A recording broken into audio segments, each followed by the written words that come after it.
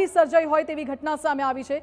રોજની લગભગ 700 જેટલી ઓપીડી આવે છે, પરંતુ ડોક્ટરની અછત હોવાના કારણે લોકોએ હાલાકીનો સામનો કરવો પડે છે। સિવિલ હોસ્પિટલમાં રોજની સરેરાશ 700 દર્દીઓની ઓપીડી હોય છે।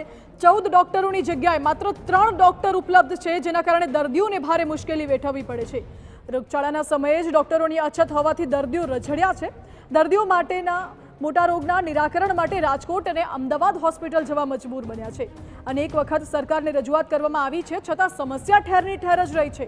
જો કે દર્દીઓની માંગ છે કે તાત્કાલિક ડોક્ટરોની ભરતી કરવામાં આવે। હોસ્પિટલમાં અને સરકારી હોસ્પિટલમાં 14 ડોક્ટરની હાજરી હોય એની બદલીમાં ફક્ત 3 ડોક્ટર જ હોય છે, અને 3 ડોક્ટરથી આટલા બધા દર્દીઓને સારવાર થઈ શકે એવું છે નહીં। અને સામાન્ય માણસોને તો શું કે ગાંધીમાં જાય તો સારવાર મફતના ભાવમાં મળે, એટલે લોકો અહીંયા જાય વધારે, અને પ્રાઇવેટમાં તો લોકો જઈ શકે એવું નથી, કારણ કે અત્યારે 300 રૂપિયા કેસ ફી ના લે છે। એવી જ રીતે ટીબી હોસ્પિટલમાં પણ કેસના પૈસા લેવામાં આવે છે।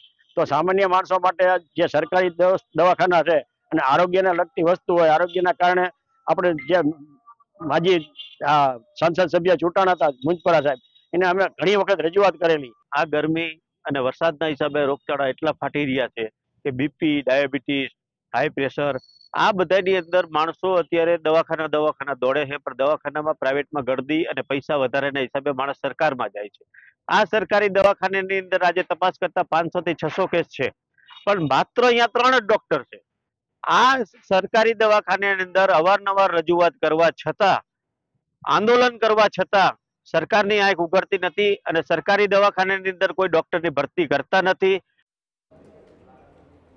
તો આગળ વાત કરીશું અન્ય સમાચારની। બુલેટિનમાં હાલ સમય થયું છે એક બ્રેકનું।